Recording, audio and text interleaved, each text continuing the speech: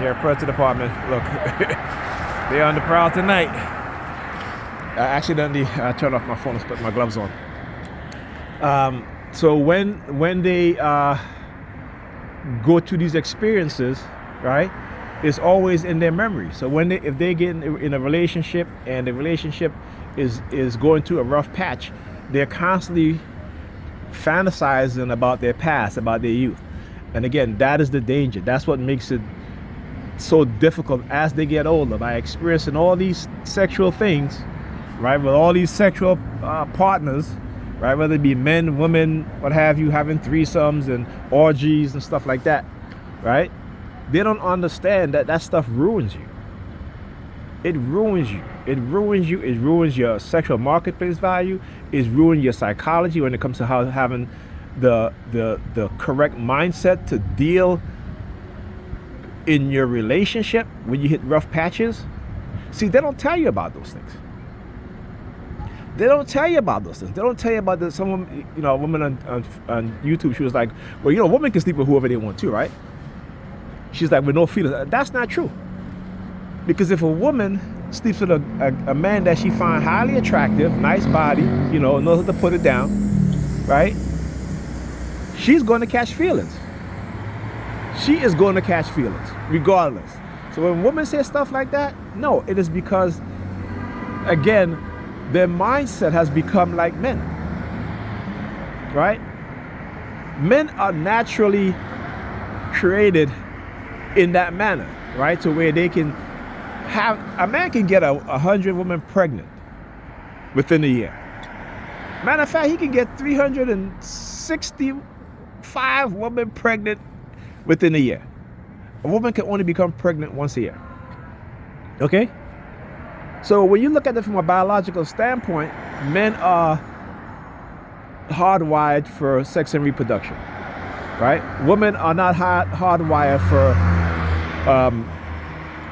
reproduction as men are, right? Because there's a limitation to their reproduction. Okay? So I'm explaining these things to women, particularly young women, teenage girls and boys, and in terms of with young boys, to say, well, look, you don't have to be sleeping around with every single girl. You know what I'm saying? You want to be able to have a relationship from you're young, right? Start working on your relationship, being honest and understanding. And understand there's a lot of temptation out there. This is why when you are younger, for me personally, particularly you're a teenager, boys and girls, that you shouldn't be actively involved in sex until you at least getting ready, at least 17, 18, when you are graduating high school, right? Not 9th grade, not 10th grade, not 11th grade, but in 12th grade, yeah, you start dating, right? And I think if more parents instill that in their children, you'll see how better off their children are for it. Because at that age, right, and again, it's difficult because you have different circumstances, people live in different circumstances, so it's different, right? But if you are not teaching your children about not just about sex, but who they are psychologically, who they are biologically, then again, like I said, they're going to engage in behaviors and be manipulated to engage in behaviors by other people. Okay? Why do you think there's such a huge increase in particularly black women, right, who are becoming identified as gay, bisexual, I should say lesbians and bisexual. Basically that's the two main categories: lesbians and bisexual. Not only that, but they got to understand the cognitive warfare that has been done within the black community, right? The use of technology to manipulate, to put thoughts into people's mind, okay? To manipulate us in such a way that our conscious mind cannot see it, but our subconscious mind registers the programming. And we act and behave based on our subconscious programming. So when we do things, we don't have an understanding of why we do it. We just do it. As Dr. Amos Wilson said, when you are conditioned with a dysfunctional mindset, it becomes normal, right? And we see as black people, for the most part, we have been conditioned with a dysfunctional mindset. And every generation, all you got to do is look at every generation of black children. Look at every generation of black children, and that will tell you that white racist America has engaged in cognitive warfare against black people. All right, so like I said, I analyze my targeting, what it is that they do. Right, I studied the psychology of it, the technological aspect of it, right, the military aspect of it, the psyops, the Hearts and Mind campaign, right, military weapons, right, the fact that lead is used as a weapon, and what does lead do to you, particularly as a young child, right? So if we are not taking all these things into consideration and as a factor, right, we're going to continue to ignore the cause and just place the blame and the cause on the individual, while ignoring the reality of all these things I've talked about, even more. Okay, I'm gonna get into some of these things, and I need to do a video here, the ambulance, right? But I need to do a video on this again. So all these things, when children have difficulty learning because, again, being poisoned with lead, because of hunger, because of all these things, right? Because their parents are working, they're being left alone for themselves, what have you. They find ways to do things to enjoy themselves, particularly as they get older into teenage years and being bombarded with certain types of imagery and stuff like that. This is the reason why, again, they took the father out of the house. It's part of the reason. Not just the reason, but it's part of the reason. It's part of the reason why you see more and more businesses, particularly financial businesses, when it comes to entrepreneurship, they focus on black women. But they only focus them by what? By words, not by actions, right? By words, right? When they promised $100 and something billion for black women entrepreneur, that was how long ago? Where's that money? Right? I talk about the Fearless Fund program, where you have a white male suing the Fearless Fund program because they were giving $20,000 to black women entrepreneurs. Meanwhile, right? Meanwhile, you have programs geared to white men and white women who are giving them millions of dollars, hundreds of thousands of dollars, millions of dollars. But black women don't look at that. And again, you look at the percentage of business started by black women, and within 2 or 3 years, right, most of those businesses fail. Okay? So again, you know, conditioning black women with this very egotistical mindset, right, while they're not looking at the reality, while at the same time suing organizations for giving money to black female entrepreneurs, while at the same time going on television, putting stuff in the print media. Oh, we're going to dedicate $100 and something billion for black female entrepreneur. Well, what happened to that? What happened to that $100 and something billion that's going to go to black female entrepreneurs? Again, always dangling the carrot in front of our eyes. But women are more susceptible, particularly black women are more susceptible when they hear these things, because, again, it's the symbolic gesture with no follow-through, with no monetary follow-through, right? It's like reparation. Every now and then they come and they talk about reparation, but it's just symbolic, because they do it because they know that it is how they condition us to view symbolism and symbolic gestures, right, as something that's tangible. But it never ended up being tangible. And guess what happened? After a few months, we stopped talking about it. So if you don't understand your conditioning as a black person and the condition of black people in general, we're going to continue in this cycle, and we're going to continue to be driven down to the bottom. Right? We are going to continue to be driven down to the bottom. Right? So there are no black leaders because you think no one wants to be a black leader. No, it's because they're being taken out. They're being taken out. They're being manipulated in ways that they don't understand and the people around them don't understand. Right? So in the little video that I recorded, just me and Pam talking, because I wanted you guys to hear that New York Predator Department in the background using the sirens, right? Mayor Eric Adams, his cabinet, they've been taken down one by one. Okay? There have never been such a scandal in the mayor's office. And this is why it pisses me off, because, you know, as black people, like I said, we just believe every damn thing instead of wanting to know. So how do you not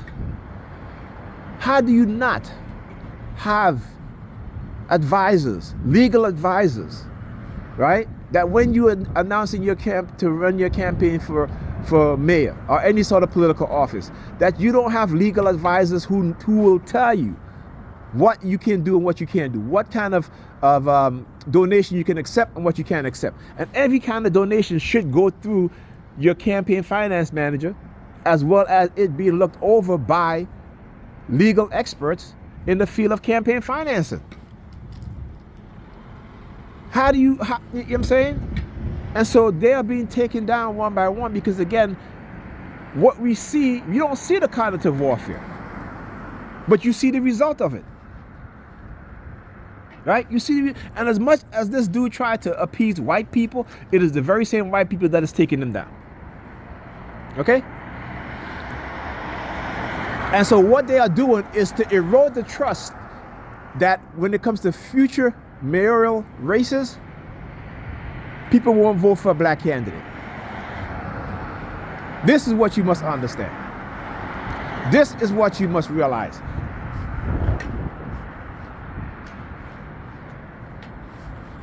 And the very fact that they can manipulate the black population in such a manner, and particularly when it comes to my target and what they've done to me, and how they use women to engage in lies, deception, and manipulation. Right? And using technology to manipulate them and to manipulate me and the people around me. And then say, oh, yeah, you're crazy. Yeah, okay. Yeah, all right. Y'all crazy. Y'all crazy. Your action shows it. I mean, who stands out there in the cold, snow and rain, waiting for me to come out my apartment building, or waiting for me to come out my fam so they can stand around smoke? You know what I'm saying? Doing shit like that. Right? I would never in a million years even think of doing anything like that. You know what I'm saying? Like, no one could come to me and get me to, but again, it's because we believe. We believe. And we ignore the reality. Right? So what do you think when the rest of the world see black people behaving that way? And they know exactly what they're doing. They know exactly what they're doing. And I know what they're doing. So that's the hilarious thing about it, man. It's just like, it's ridiculous. You know what I'm saying? So they can go ahead. Like I said, they're not going to railroad me. They may think they're going to railroad me, but they're not going to railroad me. They can believe that shit, but I know they're not going to railroad me. All right?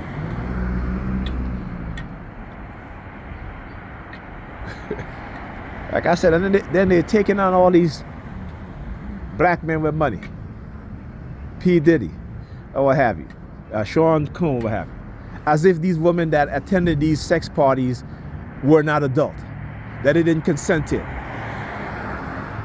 It's just like when, you know, you have these white kids going to these parties, what have you, that they have, and they're taking drugs, right? These, what you call them, you know, party drugs, and they're having sex and all of this stuff, right? Are you going to arrest the person that had the party?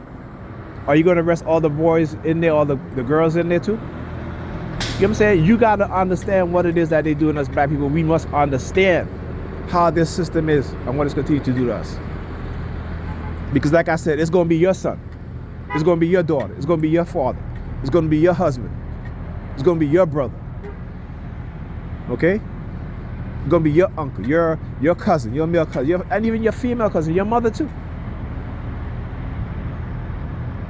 It always kills me, like I said, when I see, you know, pro-black men and women married to white women. and men. And a woman today confirmed it. As I posted, there was a video of a white man saying that most white men don't really like black women; they just want to sleep with them, right? And like I said, and this is what white fathers teach their children, their male children, that that you're not a man yet until you sleep with a black woman. So a lot of them, again, it's the fetishization. So a lot of them date black women to sleep with them. So this woman, black woman now, I go on her, she made a comment, and I said to myself, okay, let me go on her page and see what she's all about. And of course, she's engaged to a white man.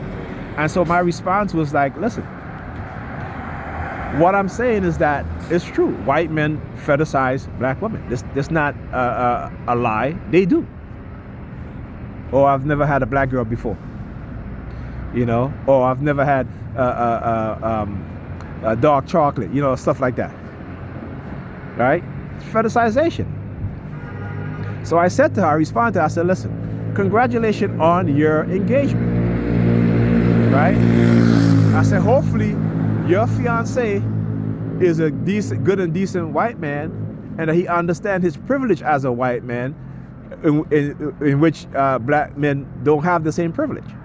And she acknowledged that, because like I said, I go on her page, she's very pro-black. She's spoke on podcasts, attended black seminars, stuff like that, right? But then she said, I'll make sure that he's not fetishizing me, and his privilege afford me a life, and my child, and she has a black son, a life because of his privilege, right? So even she's recognizing that, okay? You know what I'm saying? So again, like I said, some of us, and I understand, you know what I'm saying? I mean, in this, it's hard loving your black self and loving black people and being pro-black, because they're going to attack you. They're going to destroy you financially. They're going to destroy you emotionally, psychologically, because they are afraid of black love. They are afraid of having to deal with another Martin Luther King, or having to deal with another Malcolm X, or having to deal with another Dr. Khalid Muhammad. They are afraid. So they have to separate us, tear us apart, right? And like I said, you look at every generation of young black children, for the most part, how they have been dumbed down by the educational system, right? How the way how they speak, okay? Teenage boys calling the teenage girls bro. You know what I'm saying? And it's like, if I'm a man, I ain't calling you bro. You a woman, you a woman. If I'm a teenager, I ain't calling you bro. You a teenage girl, you a girl. Right? But understand how language and words are used to shape our mindset, particularly the mindset of the youth. You see a lot of these younger women now are more masculine than ever before. What happened to the next generation of females, of young black females, young black women, I should say? What's going to happen to the next generation? I keep telling you, they read other forms, other scriptures that they don't tell you about. The Gospel of Thomas, where Jesus said, when the disciples didn't want Mary Magdalene in their circle, Jesus said, leave her, for I will turn her into a man, so she can enter into the kingdom of heaven. See, when you're uneducated in a certain aspect, I just don't want to say uneducated as a blanket statement, but when you're ignorant of certain things, when you're uneducated in certain things, you don't see it. But when you are educated in certain things, you can make a definite correlation. You can make a connection just by seeing how people in society move, how society is moving, how the transhumanist agenda is full on. Okay? And pretty soon we're going to have robots, particularly for the men, right? Because you see, most men are not having sex. So that's another profit, another area in which they are seeking to create a multi-billion-dollar industry, is sex robot for men. You hear the sirens? Yeah. Okay. Oh, yes. That is what's coming. That is what's coming. AI. The ability to create a lifelike humanoid robot that is more woman than real woman. Okay? Except they can't have babies. All right? Okay. Talk to you guys in the next video.